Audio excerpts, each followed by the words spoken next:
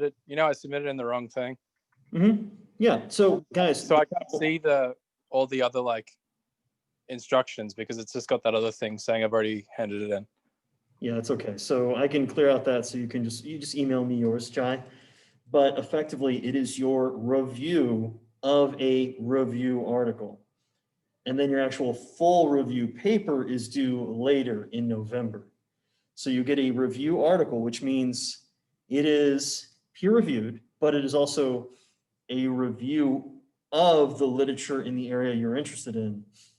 And then, thinking critically, what did you learn? What they still need to do in the area, what was interesting, so on and so forth. So like what kind of length are we shooting for? Enough. 3 to 4 pages. Double space is probably a good working point to go from. If the review article itself is essentially, 8 to 10 pages in single space, small font, I think you guys can find a way to generate a 3-page synopsis of what they did. Sounds good. Cool. Any other questions? Nope. Awesome. So let's go ahead, share the screen, and let's talk about protein.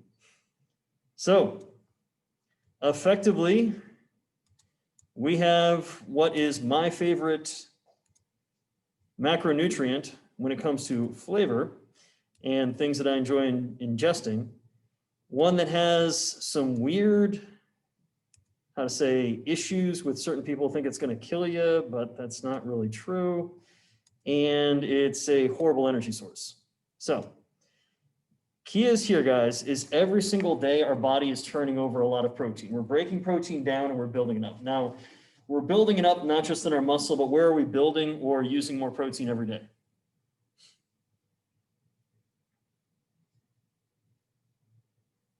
Where are we having to turn over protein every single day?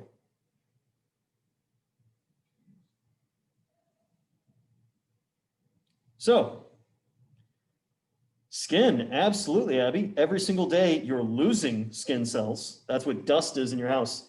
Gentlemen, it's the thing that you need to clean on occasion. The dust fairies don't exist. Yeah, we already talked about, we already brought up muscles, because that's usually the first one that comes forward. Your digestive tract is digesting itself. Your immune system is consistently making immunoglobulins to actually help you attacking certain invaders. Your bone is remodeling, your connective tissues are remodeling. All of your organs always have to regenerate themselves a little bit. You have to make new neurotransmitters inside of your brain. So you're turning over a pretty decent amount of protein every single day. Now, if you don't take enough protein with one day, it's not like you're going to lose all of your gains or whatever nonsense they try to get you to think that's the truth when it comes to marketing. Instead, we're looking at trying to maintain a certain type of nitrogen balance, which we're going to touch on in a bit, to try to give us as much as possible when we're trying to obviously increase lean mass. And then we'll talk in a couple times where it's not so bad to lose lean mass. Now, on the right side over here, guys, we have each of the individual amino acids and where they're going to feed into each of the different energy systems. Do not worry about memorizing that unless you're a graduate student. And I just say that to scare the graduate students. You don't have to memorize that either. But it is important to understand that because of the R group, which is the part that makes each of the amino acids different from one another, they in turn are going to be metabolized in slightly different ways. And that's why you'll see certain ones that are going to be metabolized in multiple options, like phenylalanine and tyrosine can both be converted into fumarate and into acetoacetate, which is one of those ketone bodies that we covered last week. So remember, the simplest building block is going to be the individual amino acids. We're going to transport them into our body through typically a number of different transporters like we talked about in digestion, which also involves dipeptides and tripeptides. And from there, they're going to be put into the bloodstream. Once they're in the bloodstream, we can go ahead and ship it around the body wherever they need to go ahead and be utilized. Now, when it comes to metabolism of it, yeah, you can break it down and put it into those different parts of the different energy systems, but that's relatively rare. It's under times of starvation, and it's going to be a little bit of something that happens during long duration aerobic work, but it's not really that much to worry about. Instead, we're going to get into the issues of the crossover effect once again later on. So you're taking those complete proteins, breaking them down to amino acids, get them in your body. And you do break down proteins, damaged proteins, like when you damage your actin and your myosin through training, and those will be broken back down into those amino acids, so metabolized out just for energy, and then replacing them with new amino acids. And that's what we're getting with synthesis. So if our synthesis is at a greater level than our breakdown, we are going to be increasing our body's total protein levels. If our synthesis is lower than our breakdown levels, we are going to be breaking down protein. And at certain points of the day, you're going to have one over the other, but it's the long-term average over weeks that really matters. So at this point, hopefully you guys are pretty familiar with the way that amino acids are synthesized into proteins. I don't think I probably need to go through this with you guys. If you did, I feel bad for whoever taught physiology. Rephrase, I don't feel bad. Whoever taught you physiology did a bad job of it. And when it comes to into other compounds, for example, down here, here's just a couple basic different things you're going to see where different individual amino acids. So for creatine, it is literally a combination of arginine, glycine, and methionine. Whereas their neurotransmitters, glutamate is going to be important for, well, some of your glutamate transporter or glutamate production. Tryptophan is going to be useful for serotonin. And then tyrosine is going to be more useful for dopamine and epinephrine. Now your pyrimidines and your purines, remember guys, those are your DNA bases. They're made from protein, okay? And I'm sure a lot of you guys really enjoy histamine. No, you don't like there's not a lot of fun having issues with allergies? Yeah. So,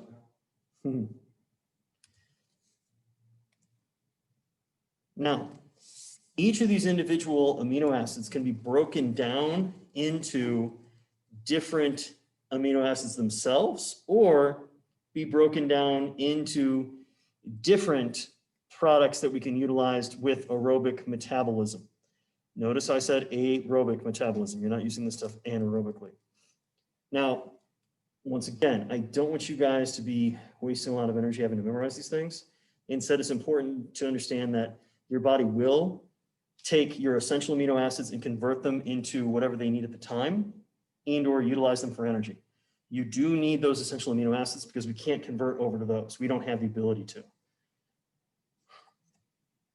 So there's a number of different ways that we can study protein and amino acid metabolism. Each of them has their own advantages and disadvantages. So we can always look at literally how much urea is both in your urine and in your sweat. So I'm sure all of us know how pungent we can get once we go ahead and start exercising. The problem is this is a real rough estimate. Plus, full collection of sweat is one of the most awful things you can ever have to do in a research study. So one of the best or worst ones of this when we're looking, was actually my PhD advisor. His PhD advisor, they were doing a hydration and electrolyte loss study. After they did their workout, you would have to strip down completely naked inside of a tub with your clothes, and they poured a certain amount of cold water on you to get the rest of your electrolytes off of you. Yeah, and that is a hush falls over the crowd. Not a lot of interest in doing that. Now, you can look at what's known as 3-methylhistidine, and that's going to be a bit of an indicator of breaking down actual skeletal muscle, but this is still relatively rough, and it also comes down to how much meat you're really taking in. Nitrogen balance, that's what you're talking about, the long-term trends of how much nitrogen you're retaining. It's not always going to be the best component. You can look at AVO2 differences, which is really cool. They actually put a stent in your artery, a stent in your vein, and then look at how many amino acids you're pulling out, which is really hardcore stuff because you obviously have to have 2 lines in you, and one is getting stabbed in an artery, which venipuncture, if you thought that wasn't fun. Radio-labeled isotopes, it is relatively easy to do. You're just going to look at how much is being picked up. It's usually phenylalanine is usually the one that they choose there. And then same thing, you can use stable isotopes, which is going to be slightly different. So whenever you measure how much is taken up and how much is given off, histidine, I think is the other one there. Tracers, so you can go ahead and put something else on it, but that does require biopsies, which is a lot of fun. And then fractional synthesis rates, which is where you can actually look at how quickly different individual fibers are doing. But this is one of those where you typically have to pull them out. So you're looking at kind of intact fibers after the biopsy and how much protein they're turning over. All these are really cool ways to see what's going on. What do you think is probably the cheapest and the best way that you guys can actually figure out changes in your actual total body protein turnover? Say again? The urea concentration, can't you kind of like smell? Well, I mean, you can't, but still, we're talking about hardcore quantification. If you really wanted to figure out if you're retaining, increasing your protein level like you want, what do you think is probably the best way to go about it?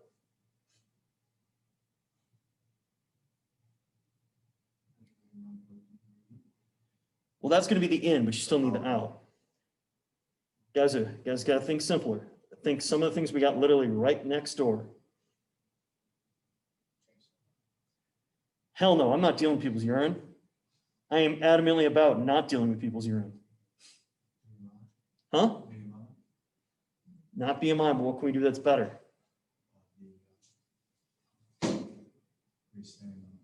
We can do BIS measurements through the SOZO. We can do the DEXA scan and really look at the changes. Exactly. Now when I say that, it's like, oh, that sounds a lot better than having to take possibly radioactive stuff, getting stabbed a bunch or otherwise. Like laying on a table sounds pleasant. Because that's really where we're looking at, is if, are you really turning over protein, increasing lean mass? Yes, where they're looking more electrolyte than they're really looking at the nitrogen, to my knowledge. And yeah, they have some interesting science stuff out there. One of my friends actually is now one of their science officers, so I won't make fun of Gatorade since he works for them now. But exactly, long-term strategies, let's really track what's going on with somebody's lean body mass. Now, here's the problem. With tracking lean body mass outside of anything other than the DEXA scanner, what can be happening with your lean body mass that you're actually improving how we want you to, but we wouldn't really be able to pick it up. We would think instead you weren't changing your lean body mass at all.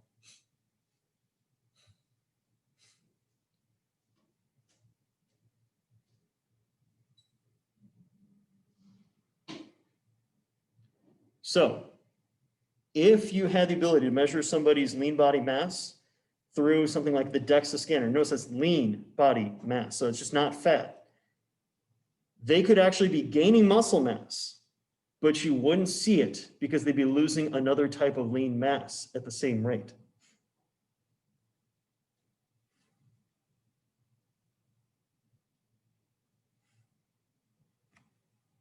Hopefully you're not losing bone mass at that rate. That's pretty bad. Now, organ mass is actually the truth. When you are losing weight, your GI actually atrophies. You lose a little bit of lean mass off your torso because literally your intestines atrophy a little bit because they're not processing as much food every day. But I want you guys to think like, so Hannah, think if you had to give me a piggyback ride every single day type body weight, and it was definitely not muscle mass of that extra weight. If you lost a lot of weight, what are you probably also going to be losing a lot of? Not just the fat weight, but what else? Water weight's, part of it, that can be put into the lean mass, but that's not going to be too much of the issue. It's okay. A lot of you guys probably have never seen anybody, or if you have, you've only seen this once or twice in your entire life.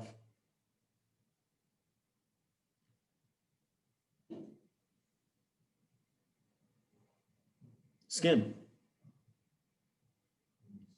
When people are really big and they lose a lot of weight, their skin also tends to atrophy. They don't need as much of it.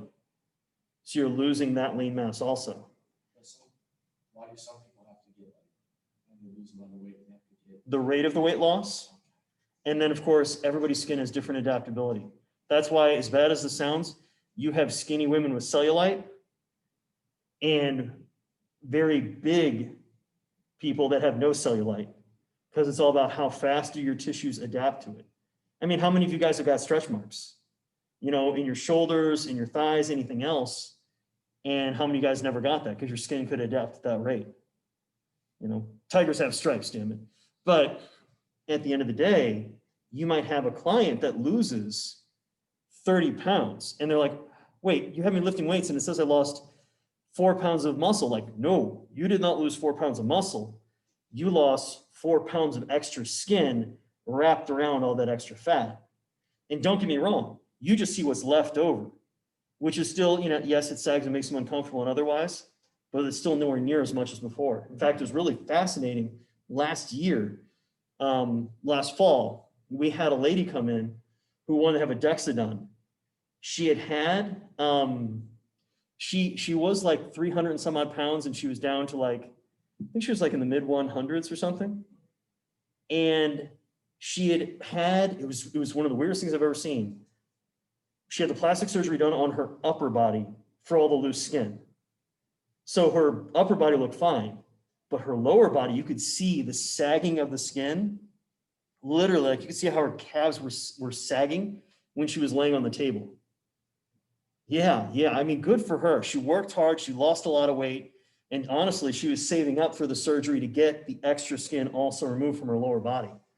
Because, I mean, it was, as bad as it sounds, it looked like her lower body had melted because it was just kind of loose like that. And of course, that's not comfortable. It chafes. You have to wash inside of all that skin. So, you know, like there's a reason you do it aside from aesthetics. You do it just for quality of life. So that's one of the things you got to keep in mind for, you know, working with normal people. You rarely have anybody, when they lose weight, they lose that much lean mass that between skin and digestive tract, you think about it. I mean, to be fair, if you had a girl with like super long hair and you shaved your head, she'd lose a lot of, because this is protein. So you lose a little bit of lean mass, but nowhere near like those type of situations. And that's very end of the spectrum, so to speak. So hence when you're working with athletes, follow the lean mass. And really, number one, what's the most important thing to really follow with your athletes at all? I mean, whether you're working with a football player, baseball player, track and field athlete, what's the only thing that really matters for those sports? Yeah, the performance in the sport. Who cares? Yeah, how much muscle mass, lean mass, unless you're a bodybuilder, figure competitor, somewhere it's like literally like how diced can you be? Yeah. Let's just focus on bingo. And is the way their body weight is changing, their lean body mass changing, are those both positively related to the performance? Because if you can somehow be a better football player, a better baseball player with less muscle and more fat, well, shucks, go for it. I don't care. And that probably could happen in some very rare circumstances. Okay, probably never, but very, very rare. But you could have some athletes that paradoxically are doing better when they're a little bit fluffier, just like you can have athletes doing worse because they put on more weight because now they've got more to carry around, whether it's lean or fat. It's the reason why bodybuilders aren't 100-meter sprinters, even though they're pumped up on more drugs than Usain Bolt or any of those guys. So let's really talk about how much protein we need. Now, you do not need any damn protein for exercise, okay? The protein that we're doing is effectively investing in your future. You take the protein in so you can help yourself recover, so that way you're going to be able to perform better and you're going to keep moving upwards. It's in grams per kilogram. I know it's not American, but these are the numbers to simply commit to your memory, which is if we're talking about an endurance athlete, we're talking about a grand total of 1.2 to 1.5 grams per kilogram of body mass. That means if you weigh about $155, you're going to need a grand total of like 84 to like 105 grams of protein a day. That's not hard. 1 pound of red meat is like, I think it's like 80 or 90 odd pounds or grams of protein, which that's a fine day for me. Anyways, strength athlete, we're talking about 1.5 to 1.8 grams per kilogram. Protein is the only macronutrient that you can go over on and you don't get really fatter from it. You go too heavy on carbs, converts to fat, you get fatter. You go too heavy on fat, fat's already fat, goes in your adipocytes, you get fatter. You can overeat on protein, it's just usually very expensive, and protein usually makes you feel very full. So it's really hard to go psychotic, and we're gonna have some health comments at the very end. Now, the one time your protein intakes are massively higher is when you happen to be in an athlete that's trying to lose weight, but maintain lean mass. That's when you see those numbers go up literally as high to 2.5 grams per kilogram. And that's based on Pasiakos' stuff with some guys in the military doing really high volumes of training where they're trying to maintain the lean mass. And that was the only group that did it. There are some people that argue that it could be higher than that. The science on all this is not fully settled, but protein becomes really much more important when you're at a deficit. When you're at a surplus, it actually becomes less important because you're usually eating so many damn calories, it's easy to get enough protein. So would like athlete coming off like a surgery need a lot more protein, or? Now that's a great question, quite potentially, and we'll talk about different types of proteins in a little bit. Hint, collagen with vitamin C seems to have a better effect on connective tissue recovery. However, your point on total protein demands, in general, calorie demand should be higher. As much as it sucks, because any athlete that's gone through surgery knows that right after surgery, you're really not hungry. Not because, well, sometimes because of the medications, but quite frequently, you're not hungry simply because you're not moving. Like you're not physically active, you're not doing stuff. So it's like, I mean, my wife gives me trouble all the time. If I don't work out, I barely want to eat. Like I'll skip lunch, skip everything else. I don't even think about it. But that's normal. That's how human beings are supposed to function, which is if you don't work out, you shouldn't be hungry. The funny thing is, and this is skipping ahead, the only group that is dysregulated by how much food they want to eat are sedentary people. People that work out a little bit tend to eat a little bit. People that work out moderately tend to eat moderately. People that are doing like heavy exercise, think about during 2-a-days when you're playing a sport, you probably felt like you could go to a Chinese buffet for every single meal and never finish because your body's actually really good at regulating itself based on cues, unless you're sedentary. Then it just goes right out the freaking window. And sedentary, meaning you're not exercising, you're not moving. You're being a real American. Couch potato. I always wondered, like, when athletes come off surgery, they always kind of like don't want to eat because, like you said, they're not exercising. And I was always like, honestly, you should probably be eating maybe a little bit more to help your body. I mean, let's face it. The science here is very simple. It's getting the adherence that's really hard. Because we can all point out from the macronutrients, and we'll talk about the micronutrients, it's relatively simple.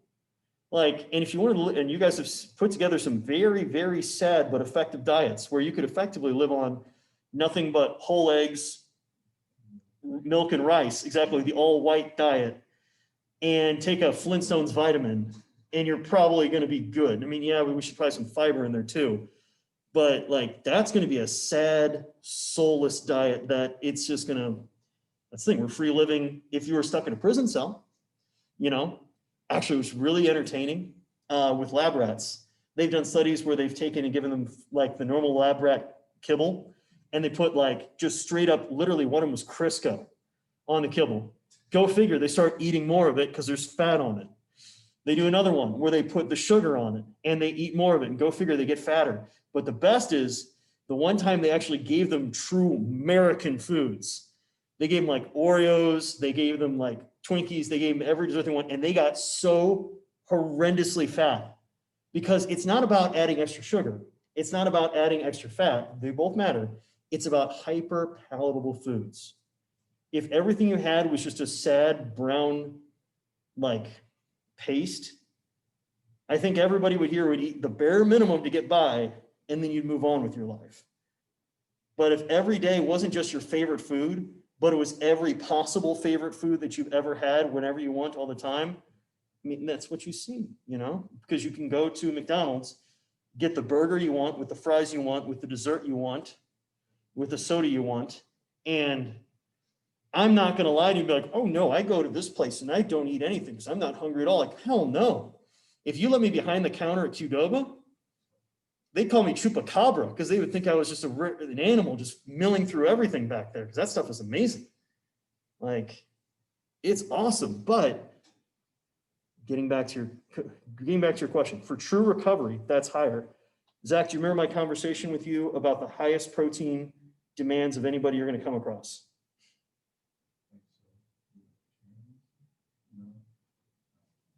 So this is where actually protein powders came from. They were originally developed for burn victims.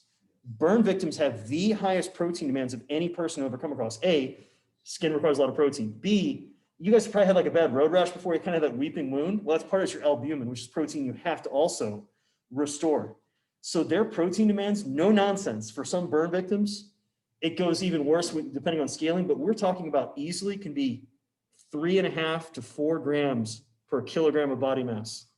Easily, just a starting point. And can get even more like Fruit Loops high.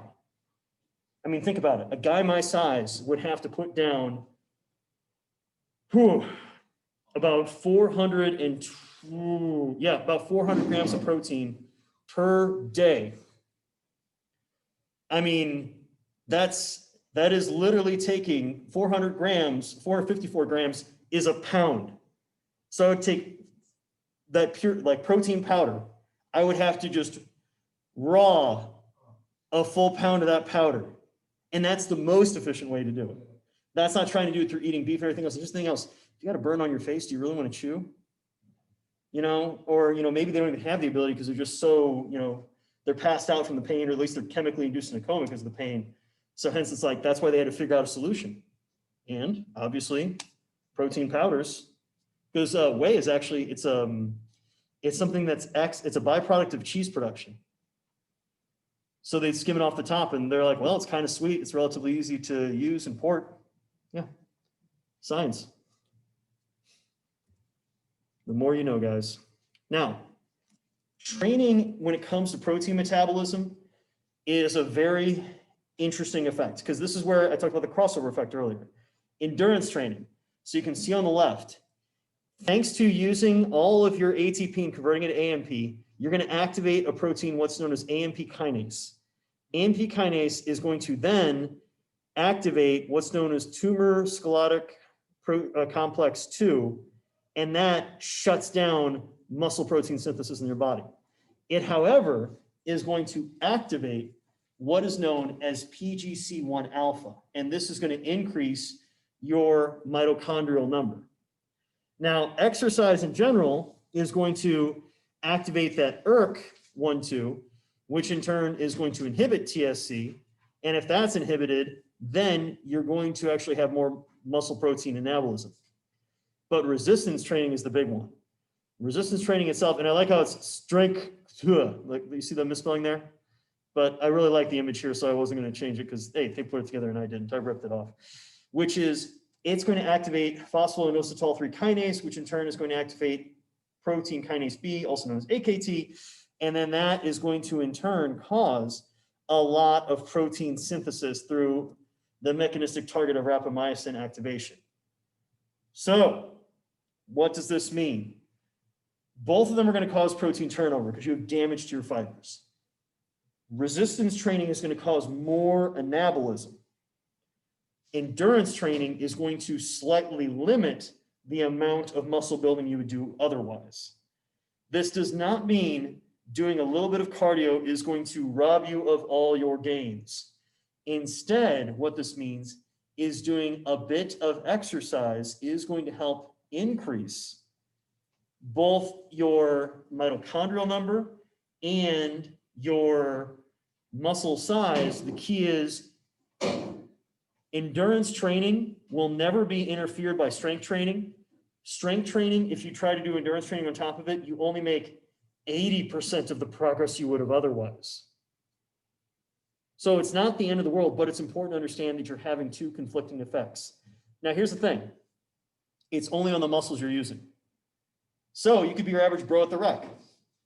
I run and play basketball, so that's my leg training. And then everything is about trying to, look swole at the bar from the waist up.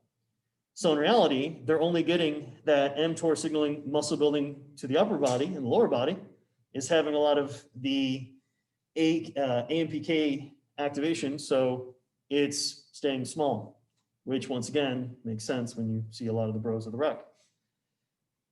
Does that make sense to you guys?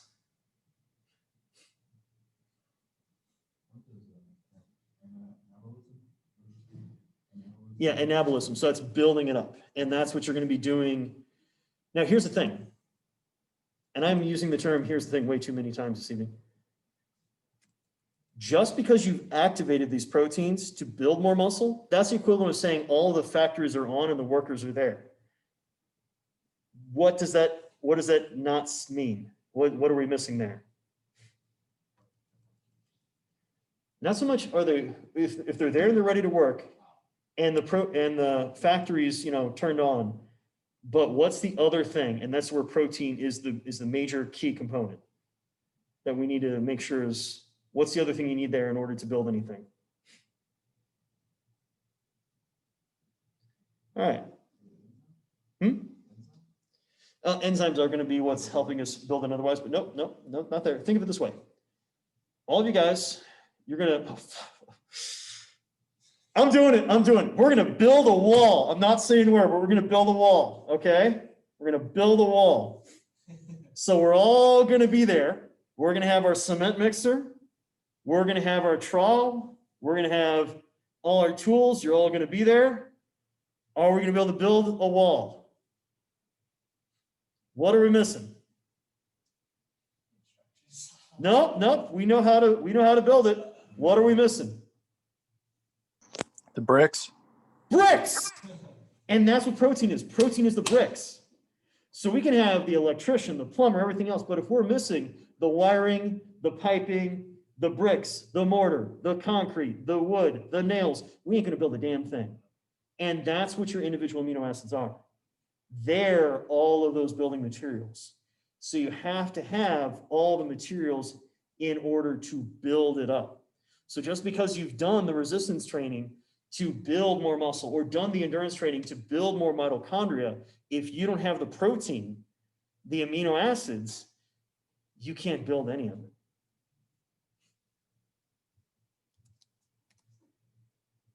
So when it comes to the effects of our protein intake on how much muscle we're building, it's all about pulsing protein, meaning we're doing boluses, meals of protein throughout the day.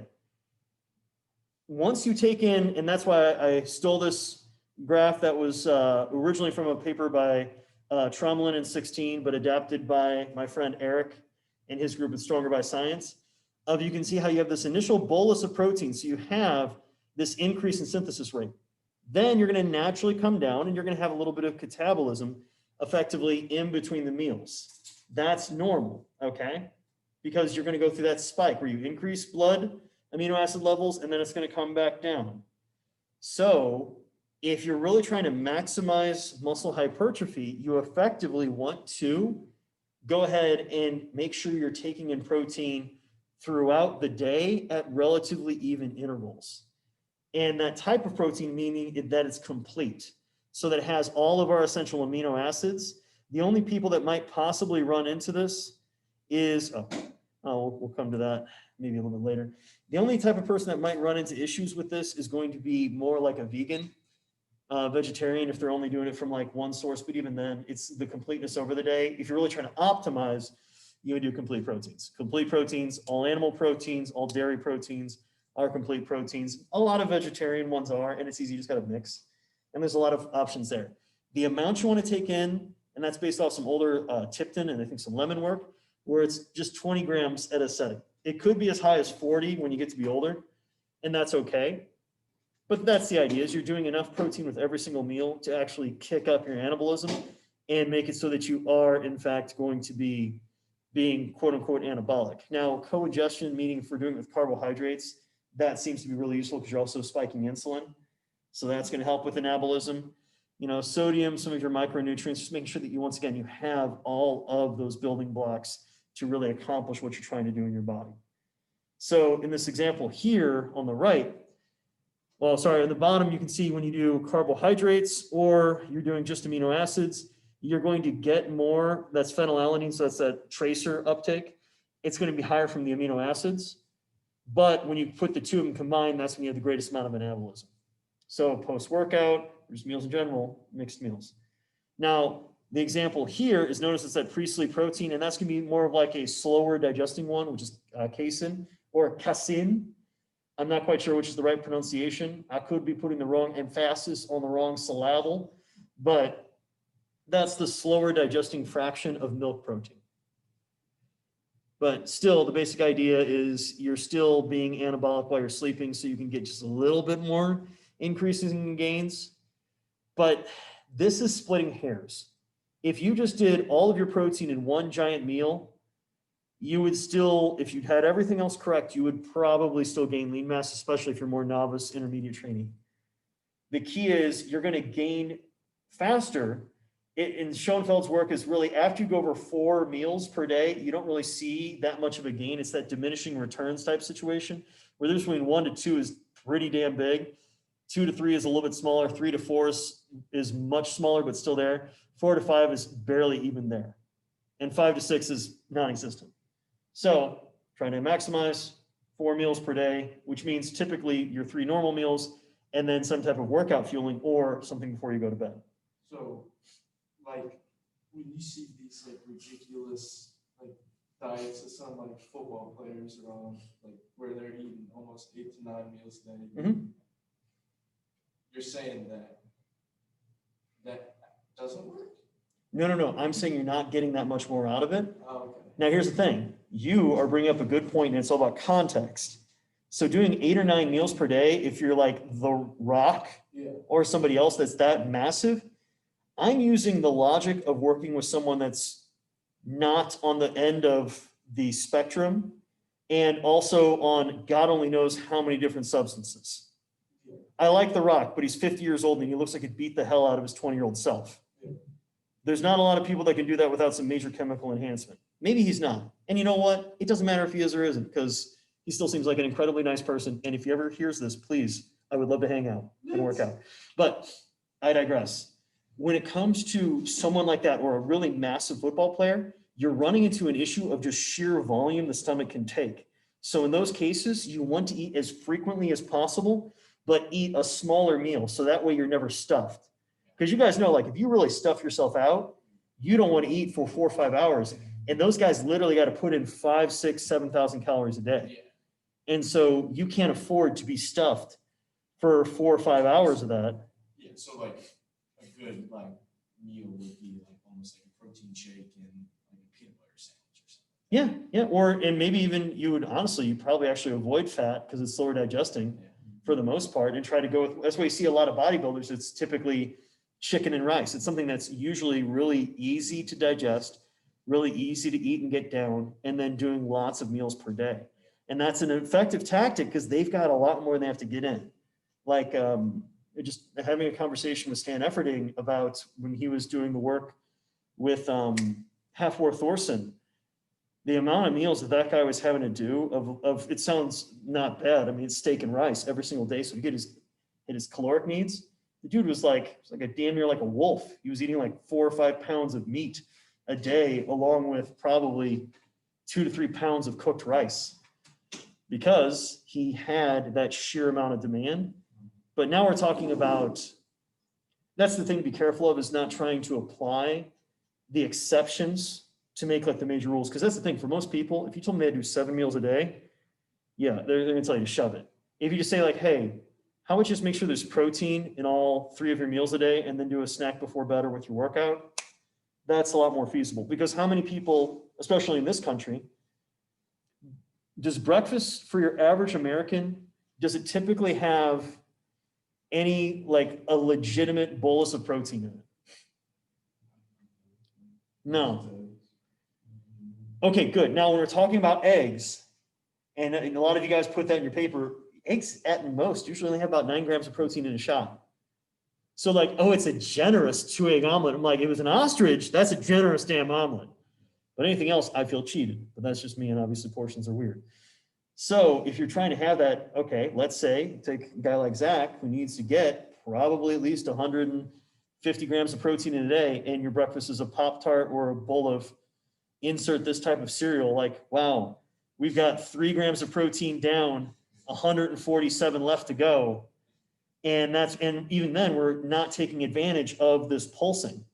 So for breakfast, if you want to get, and we're trying to do like eggs for breakfast, 9 grams of protein each. So if we're trying to get closer to dividing it evenly, you probably are talking about a minimum of 4 eggs, if not 5 eggs with breakfast, which, I mean, how many people are going to hear that and be like, oh, damn, like you got to do some work. So, I mean, but you can also do things, there's turkey sausage, like, and it's just breakfast. Who gives a damn whether or not you have a turkey sandwich for breakfast or a chicken breast or anything else? Although steak and eggs really does sound exciting to say it as I'm staring at my dinner but not eating it. So, but that's one of those things. You have to figure out what can somebody actually adhere to. So for some people, breakfast is still, mostly carbs, but do a protein shake with it. Something so you're getting in what you need. And then lunch and then dinner. And you know what? If you have to make it into 4, 5, 6 meals, because that's the way to kind of back into it, like them handing out beef jerky to the teams down there. I've never got handed out jerky for working here. I feel a little cheated. I feel like I put in more effort than some of these athletes, especially when it comes to mask adherence. I'm looking at you, EKU football. But at the end of the day, like that's a good way to get some extra protein in them.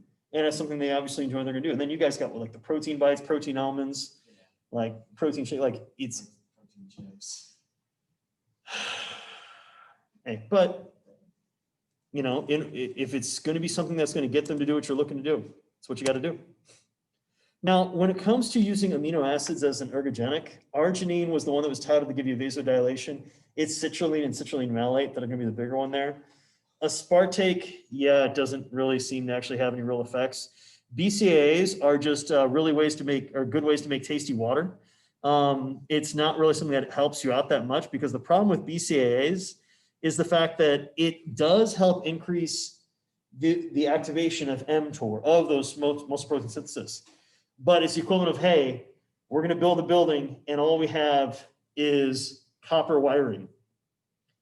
Well, we got our electrical run, but we don't have anything else we need because we need all the other essential amino acids. So if you're going to go with a more basic supplement, EAAs is honestly going to be your better choice. Now, there is some interesting ideas of avoiding fatigue thanks to the use of BCAAs because it slows down the breakdown and production of tryptophan inside of the brain, which in turn is related to fatigue from like long duration stuff, but it hasn't really been seen to happen. And when it comes to muscle damage and soreness, it doesn't really seem to have that big of an effect either. Have you seen the study? The same thing with HMB. BCAAs and like hangovers? Okay. Is that, I saw a study, but I was like, Well, honestly, I have not read it. It's one of those things like the ounce of prevention is worth a pound of the cure, yeah. where it's like, let's not talk about ways to get over the hangover. Let's just not get the hangover. Yeah. But if that's the solution, it could just be the hydration effect of just taking in water, along with electrolytes, which seem to be the bigger effect, and it's some depletion of some other minerals. But I haven't seen anything there with BCAAs.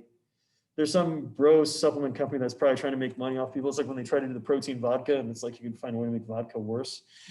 So, yeah, I wouldn't put too much into it. Taurine is one that's more fascinating, not for its fatigue, but it actually seems to help a little bit with, of all things, cramping. It helps normalize, it seems like, electrolyte levels. So there is some interesting research there, tryptophan being the precursor for serotonin.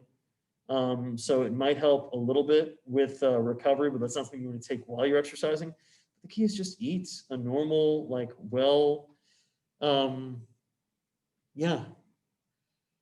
varied diet. You don't really need to focus on taking one thing or another. Nothing that I've seen has really helped out too much. I like the time to exhaustion there, guys. Control, tryptophan, low BCA, and high BCA. Boy, it looks like you could put a level across the top of that. And be careful, and we'll get to supplementation more in the future, but there's a lot to be said about individuals who have some, we're going to call it bias. And it's just placebo effects. People can start to think it works, but it doesn't really. So, high protein intake and how it's going to kill you. It doesn't. Whenever I was doing my master's in nutrition, I got to hear from dietitians all the time about how my protein intake was killing my kidneys and how I was going to die from it, which was really fun. And honestly, it wasn't a lot of them, but it was, I'd have to hear it. And that's because in one population, protein is absolutely should be lowered because of its negative effects on health. And you know what that is? People with kidney disease and kidney failure. If your kidneys don't work, you shouldn't be mainlining protein. If your kidneys don't work, you've got a lot of other problems than the protein in your diet. You also have issues with sodium, potassium, and everything else. Everyone else, it's not an issue. There was arguments that doing high amounts of protein was going to cause a degeneration of bone mineral density in women. So this is a study by Jose Antonio and his group out of Nova in Florida. And literally with notice guys, 2.3 grams of protein per kilogram of body weight per day. So that's like hardcore bro style protein. No changes in bone mineral density throughout the entire body, throughout the low back, or kidney function.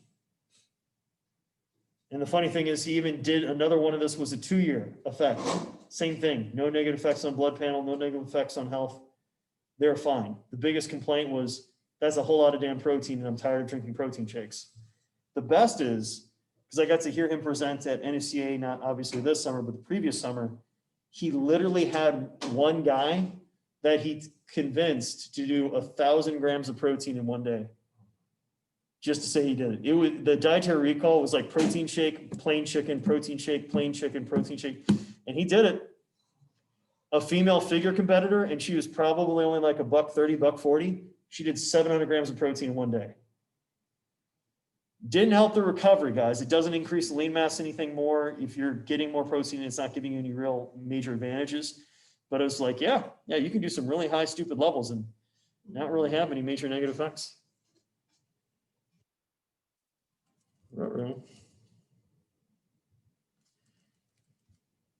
So, any questions, comments, concerns about overall protein consumption?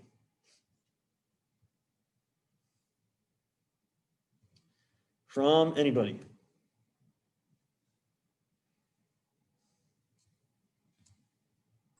Is it true that you can only like have so much protein after a lift before you just urinate it out? Oh, thank you for bringing that up, Jai. That's one of the best lies or worst lies you're ever going to come across, which is you can only digest so many grams of protein in a sitting. If that was true, we have just found the world's best diet. If you could literally only digest 35 grams of protein in a sitting, because that was the lie that I was told when I was younger, we have literally made the best diet ever. Because here's the entire diet. It's really simple. And we can go real high quality like sushi grade tuna, or we can just go take the pain and just plain chicken. For breakfast, you're gonna eat 2 pounds of sushi grade tuna or plain chicken. For lunch, you're gonna eat 2 pounds of plain chicken, or there you go. For dinner, you're gonna do the same thing. Actually, you know what? 2 pounds is too little. We're gonna do 4 pounds of chicken at each meal. That's 12 pounds of plain chicken you gotta go through an entire day. But if you're only absorbing 35 grams of protein, which is only 120 calories, or sorry, 140 calories, so that's only going to come out to, 140, 280, 420 calories for the entire day. Maybe even let you put a little bit of barbecue sauce on there. We barely have 500 calories for the entire day. You are going to be freaking shredded. We're going to be able to do our laundry on your abs after only a couple of weeks. No, in reality, there doesn't seem to be a limit to how much protein you can digest from that meal. Now, how many grams you're going to metabolize in that hour, that is going to be slightly different. But if that worked, guys like Hafthor Thorson, those athletes we were talking about before, how the hell could they be that big? Like, it literally be physically impossible to be that large, much less you wouldn't have elephants, gorillas, a bunch of other things. Oh, that's a fun one. I'm going to make sure I turn off record before I tell you guys a fun fact about gorillas. If anyone ever decides, we'll come back to that. Just make me bring that up at the end. It's a great comeback. If a vegan gets in your face, but I do respect people for being vegan for a number of different reasons. But whenever they try to make arguments about this is how animals do it, so humans should do it like that, I'm like, yeah, there's some features about being a gorilla that I wouldn't want. But I digress. When it comes to those protein intakes, unless you see it a second time, you digested it. So unless you guys have ever gone so hard in the paint at like a chicken wing eating contest or something like that, and you saw a chicken wing the second time, you digested it. It's in your bloodstream, it's in your body now.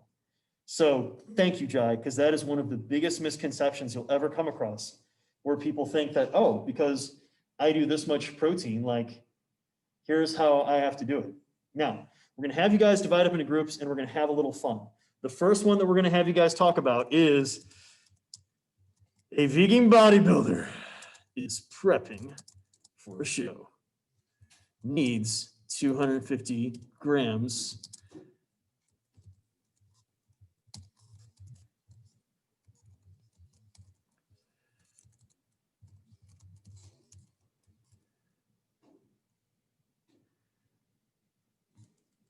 What do you guys want to do for our second option?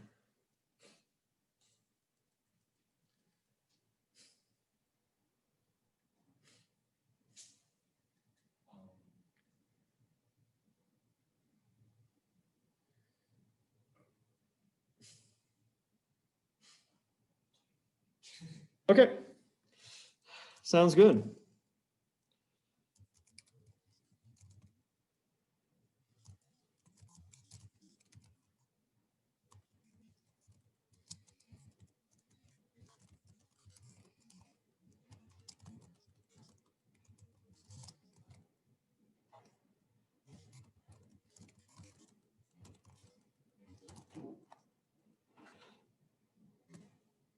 Somebody give me an idea. Otherwise, I'm going to keep coming up with bad ones.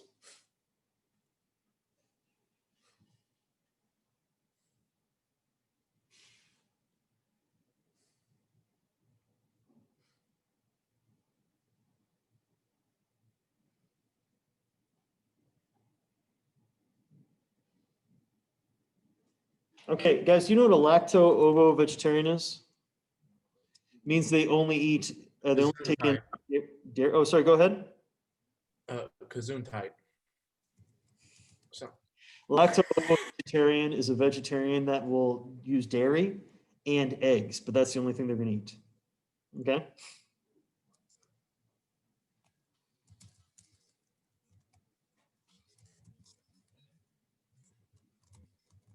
Wait, that's the only thing they eat, period? Or No. They still obviously fruits, vegetables, nuts, and everything else, but the only animal products they'll use is milk and eggs.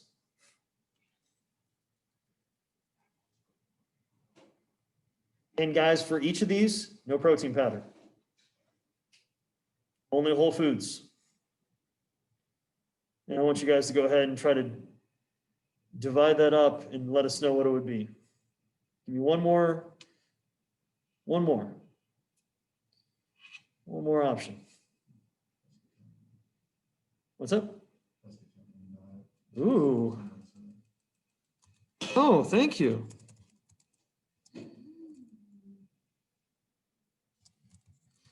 Yeah, let's do the same thing.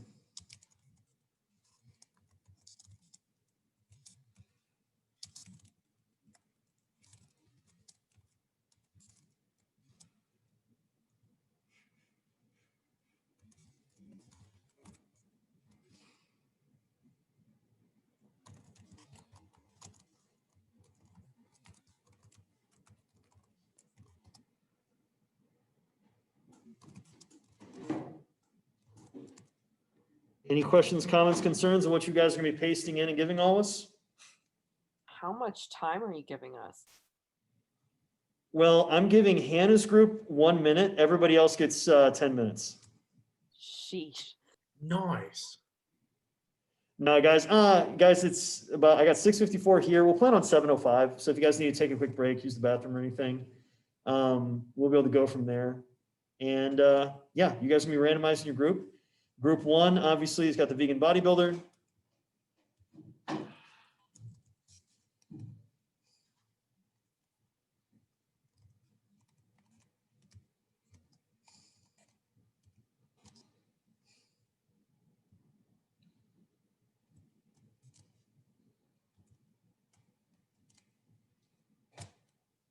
And all that's in the chat now for you guys. So have fun. I will see you guys in about 10 minutes.